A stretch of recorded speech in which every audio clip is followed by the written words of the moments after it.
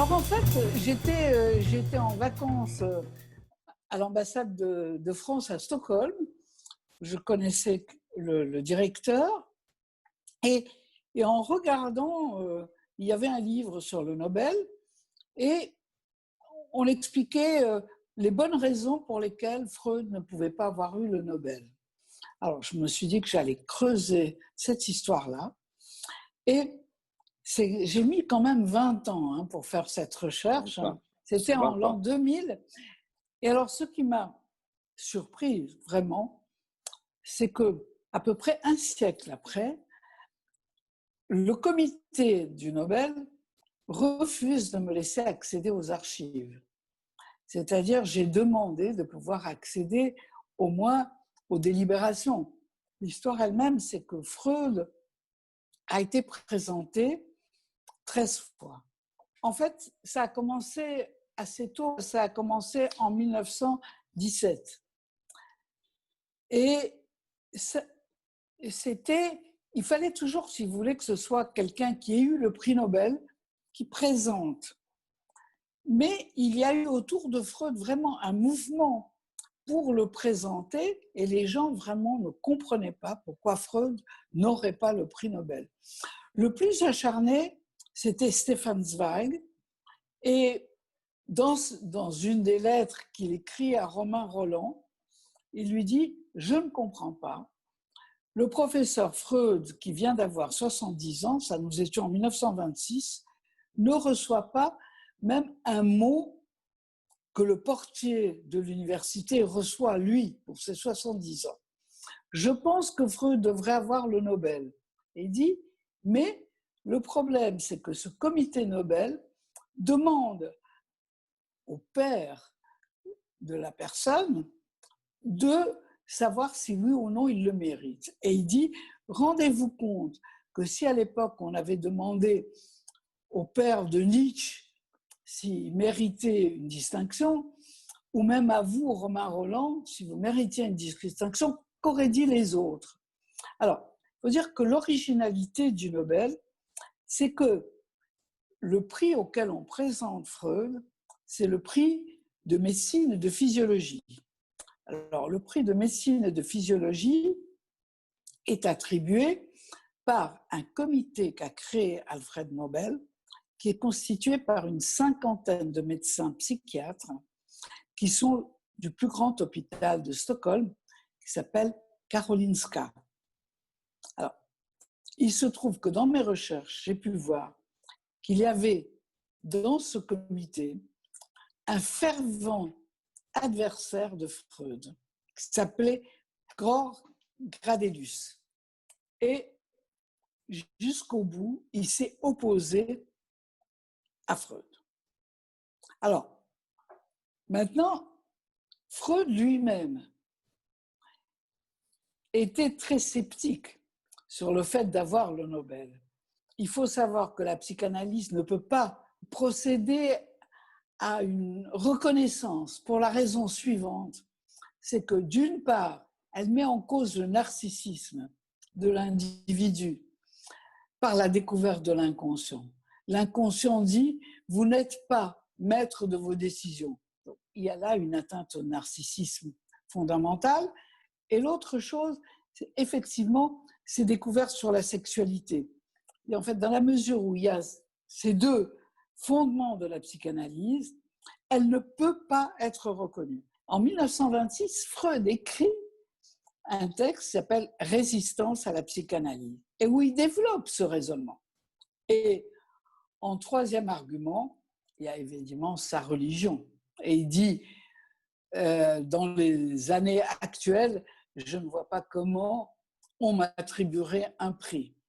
Il faut savoir que Freud effectivement était juif et que nous sommes au début du nazisme et du mouvement qui va conduire à brûler, y compris les œuvres de Freud et d'Einstein. Alors en même temps, il est tenté, alors il dit un peu malicieusement, il dit « ça m'arrangerait d'avoir cet argent, surtout en ce moment où j'ai moins de patients ».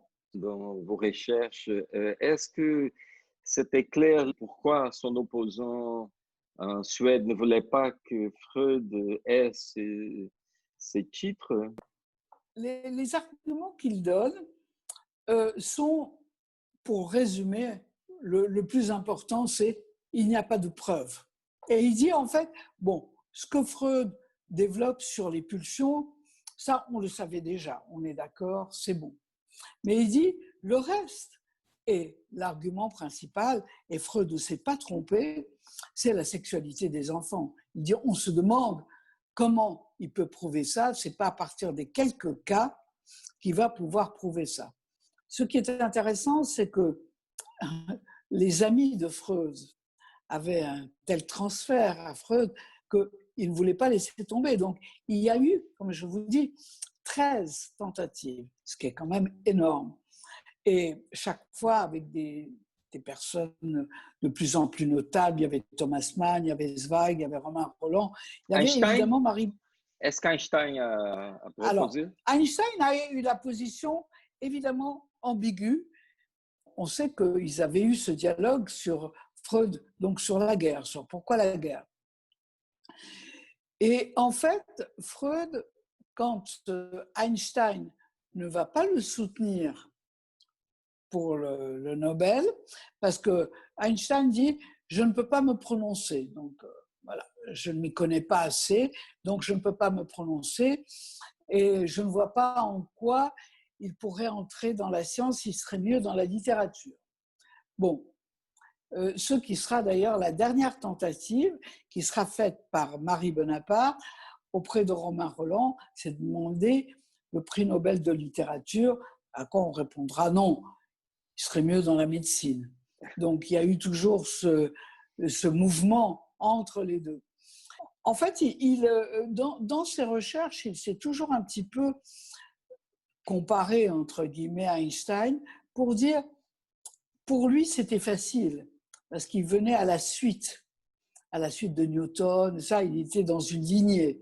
Moi, j'étais dans la découverte, j'avais personne devant moi, ni avant moi. Donc, il fallait que je trace le chemin. Et ça, donc Freud le défendra toujours par rapport, effectivement, à la science, au fait que la science, elle, avait déjà une voie toute tracée. Du retour du religieux, oui, qui est à la mesure de, si vous voulez, des trous laissés par la science dans l'explication du réel. Et le religieux, là-dessus, a su faire, et en particulier, c'est là où Lacan parle de la vraie religion, qui est la religion catholique, a su faire en proposant du sens, et plus de sens encore, là où la science échoue à traiter le réel.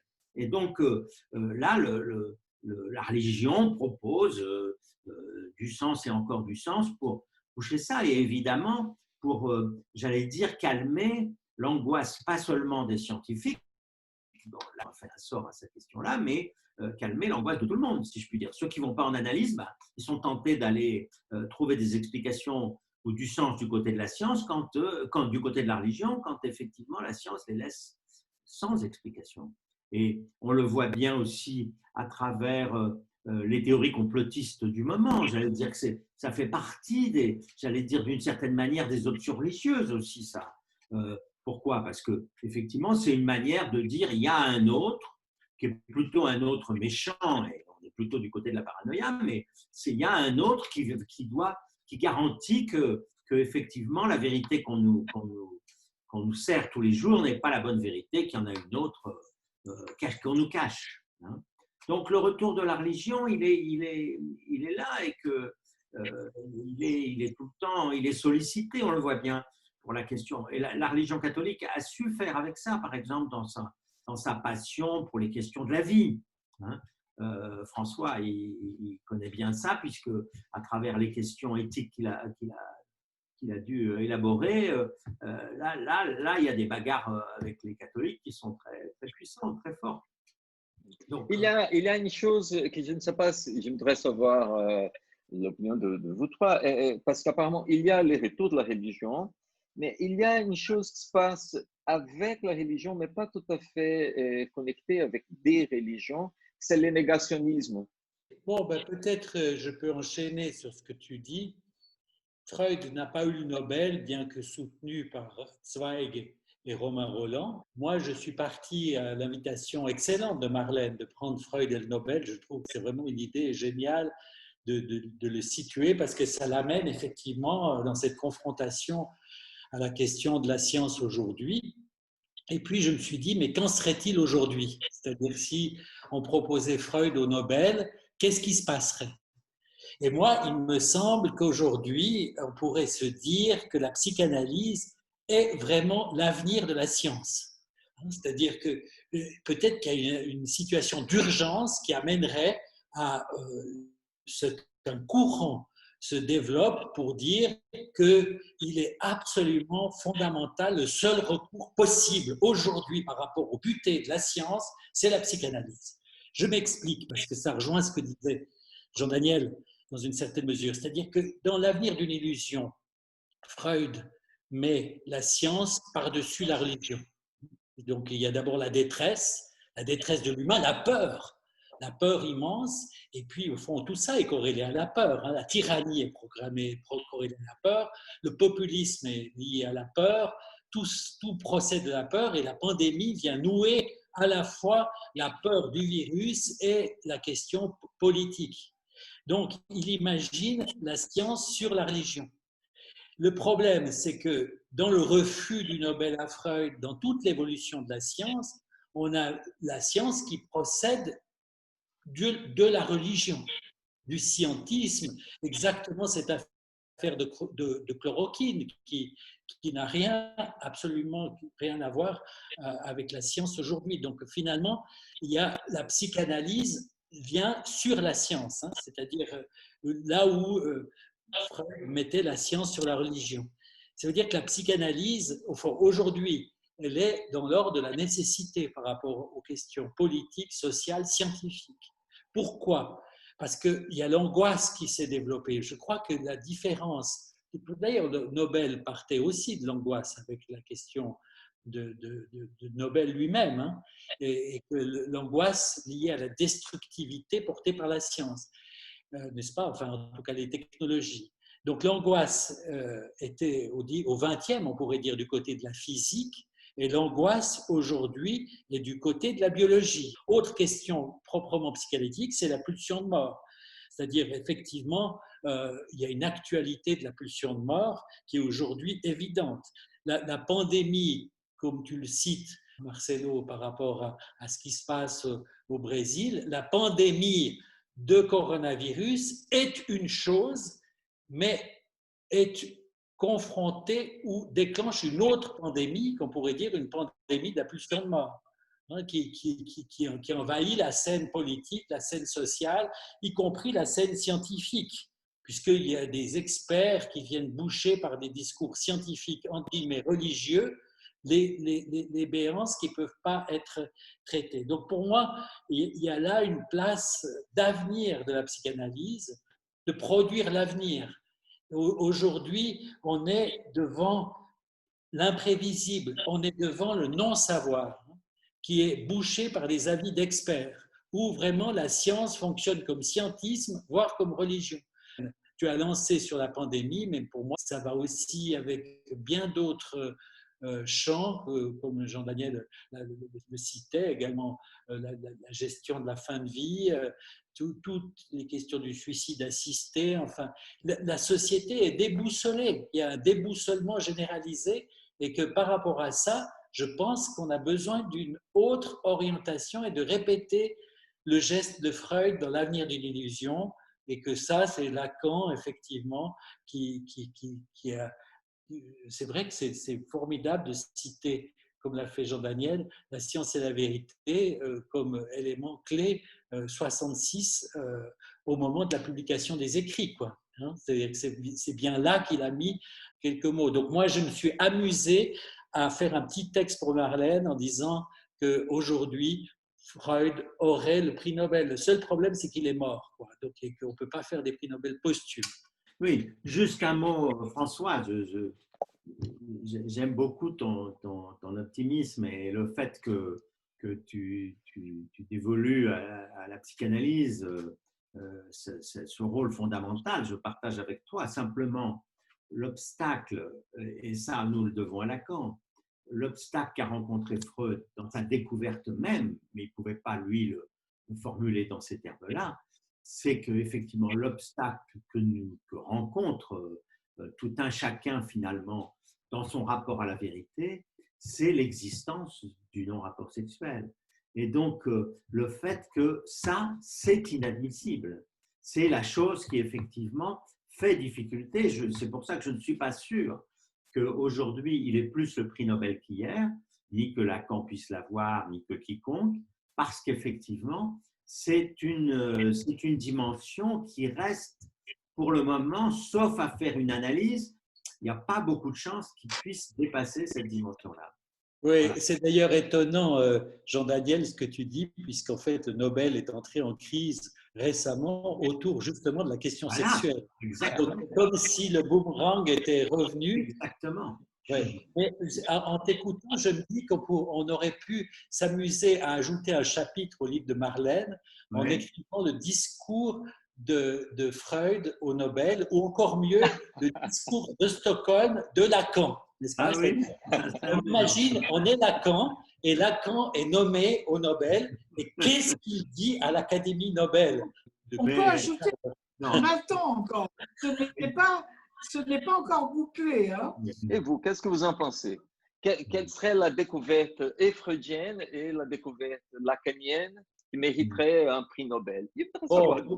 Pour moi, je dirais c'est sa façon de poser le réel, c'est-à-dire de traverser perpendiculairement le réel de la science par le réel de la psychanalyse. C'est-à-dire qu'au fond, le fait de penser pouvoir avoir des pratiques symboliques qui couvrent tout le réel, imaginaire et symbolique, c'est un peu la perspective de la science, couvrir tout le réel avec des formules, couvrir tout le réel, et au fond, il y en aurait un qui, au fond, aurait pointé l'impossible, et il recevrait un Nobel sur cette avancée-là, parce que peut-être qu'il y a une révolution scientifique à intégrer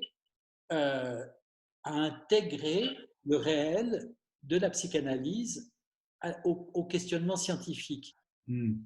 Jean-Daniel, êtes-vous d'accord? Oui. Est-ce qu'il aurait eu le prix Nobel pour ça? C'est pas sûr. Les prix Nobel, d'ailleurs, quand on regarde la succession des prix Nobel, on voit bien qu'il y a des découvertes qui ont été couronnées qui le méritaient. D'autres, c'est incertain. C'est pas sûr que ça ait fait progresser grandement la science. Bon, alors, moi, je pense que ni Freud ni Lacan, Freud peut-être souhaitait, d'ailleurs, il l'a dit lui-même, finalement, il souhaitait que sa discipline soit reconnue, il souhaitait que la psychanalyse soit nobelisée. Pas tellement lui, finalement, il ne courait pas spécialement après ces honneurs-là. Et d'une certaine manière, Lacan y avait renoncé aussi. Parce qu'après tout, Lacan, il aurait pu vouloir être professeur, être, je sais pas, avoir les honneurs de l'université, être reconnu par ses pairs. Il ne l'a pas fait. Mais d'une certaine manière, ça serait, le Nobel serait obligé de renoncer à ce qu'il est lui-même. Donc c'est ça qui est très compliqué. On leur demande, c'est une tâche impossible pour eux. Parce qu'ils ne peuvent même pas reconnaître aujourd'hui, c'est ça qui est le plus pathétique, ils ne peuvent même pas reconnaître aujourd'hui qu'ils ont refusé à Freud le Nobel parce que c'était incompatible avec ce qu'ils sont. Et c'est ça qui est le plus pathétique. C'est-à-dire qu'ils ont un rapport trop névrotique avec la vérité. Ils ne peuvent même pas reconnaître ça dans cette part de l'histoire récente dans laquelle ils ont été pris. Et même pas reconnaître l'impossible, et le point que tu soulignais tout à l'heure d'ailleurs, le point d'impossible qui avait amené Nobel à créer ce prix.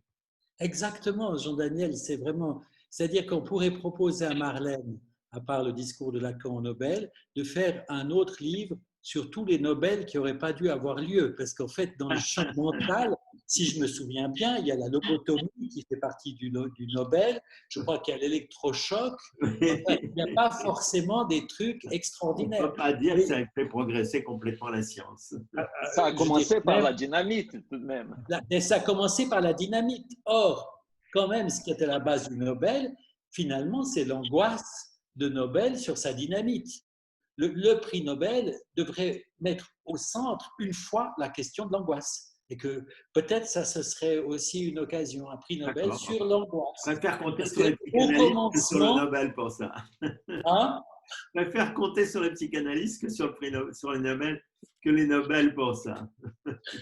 C'était tous les 10 ans qu'on proposait en fait Freud au Nobel, à ses 70 ans, à ses 80 ans. Et aujourd'hui, 100 ans après, les Nobel refusent d'ouvrir leurs archives, peut-être aussi par honte de ce qu'ils ont fait.